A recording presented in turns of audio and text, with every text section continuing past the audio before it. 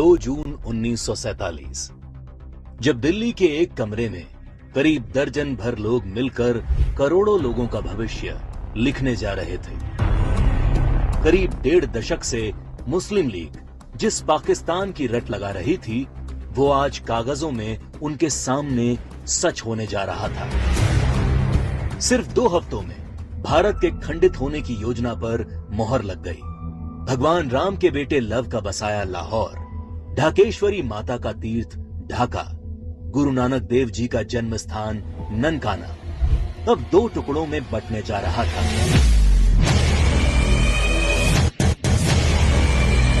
और अगर कोई इस विभाजन की योजना से अनभिज्ञ था, तो वो थी भारत की मासूम और निर्दोष जनता, जिस पर यह विभाजन कहर बनकर टूटने वाला था। 1947 को अंग्रेजों द्वारा किया विभाजन देश का पहला विभाजन नहीं था।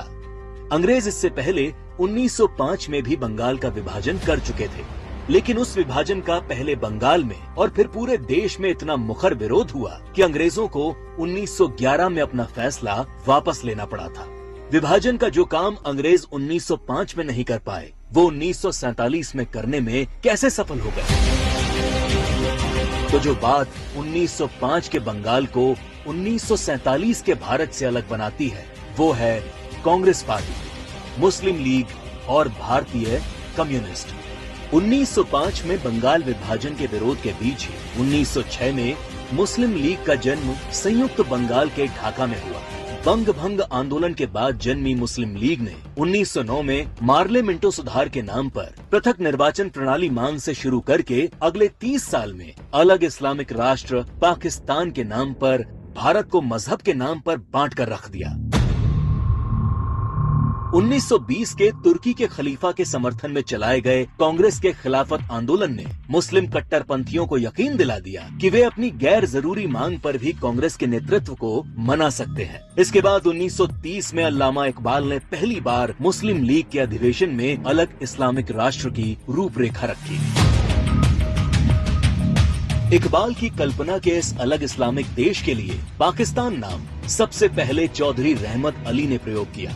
जब 1933 के तीसरे गोलमेज सम्मेलन में चौधरी रहमत अली ने पाकिस्तान अभी नहीं तो कभी नहीं नाम के पर्चे बांटे और करीब 7 साल बाद 1940 में लाहौर अधिवेशन में मुस्लिम लीग ने पहली बार पाकिस्तान नाम के अलग इस्लामिक देश का प्रस्ताव पास किया और 1947 में 10 लाख लोगों की लाश पर चढ़कर एक अलग इस्लामिक देश बना लिया।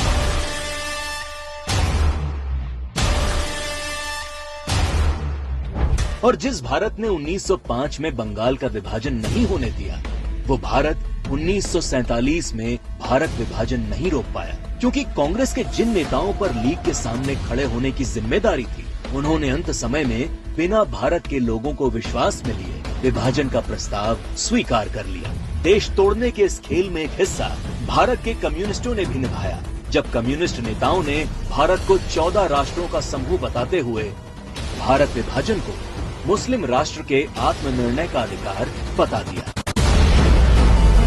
साल 1945 में अग्रणी कम्युनिस्ट सिद्धांतकार कॉमरेड जी अधिकारी ने मुस्लिम लीग की मांग को न्याय संगत बताते हुए एक थीसिस दी।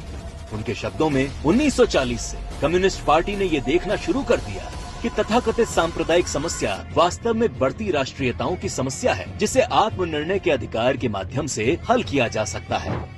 यदि हम इसके प्रगतिशील सार को देखें, तो पाकिस्तान की मांग वास्तव में पंजाब, पठान, सिंध, बलूचिस्तान और पूर्वी प्रांतों की मुस्लिम राष्ट्रीयताओं के क्षेत्रों के आत्मनिर्णय के अधिकार की मांग है। जब देश का विभाजन हकीकत बनना तय हो गया, तब सर रेडक्लिफ को भारत और पाकिस्तान की सरहद तय करने की जिम्मेदारी सौंपी गई। रेडक्लिफ इससे पहले कभी भारत नहीं आए थे। उन्हें भारत की सांस्कृतिक विरासत, सभ्यता, मूल्यों, तीर्थों के विषय में कोई जानकारी नहीं थी। 3 सप्ताह में तय कर लिया गया कि कौन सा हिस्सा पाकिस्तान कहलाएगा और कौन सा हिस्सा हिंदुस्तान।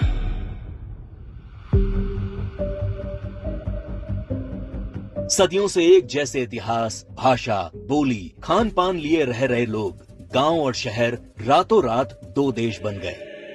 करीब 1.5 करोड़ लोग रातों रात बेघर हो गए और करीब 10 लाख से अधिक लोग इस विभाजन के नाम पर काल के गाल में समा गए। ये विभाजन जिसने आगे चलकर पूर्वी पाकिस्तान में एक नए नरसंहार को जन्म दिया। शहर के शहर रातों रात खंडर में बदल गए। शहर दर शहर दंगे और आगजनी शुरू हो गई। वो लोग जो हवेलियों में रहते थे वो अब रातों रात रिफ्यूजी बन चुके थे।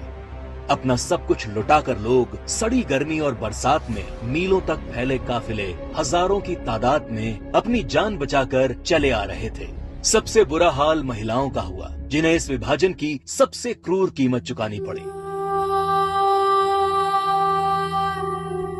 सैकड़ों महिलाओं का अपहरण और बलात्कार किया गया। 1940 के दशक में भारत की ही भांति नरसंहार झेलने वाले यहूदियों की विभीषिका को आज पूरा संसार जानता है। 27 जनवरी को आज पूरा विश्व होलोकास्ट दिवस के तौर पर मनाता है। लेकिन इस विभाजन की कभी न भूली जा सकने वाली त्रासदी को भारत की ही पूर्व की सरकारों ने कभी याद करने की कोशिश नहीं की।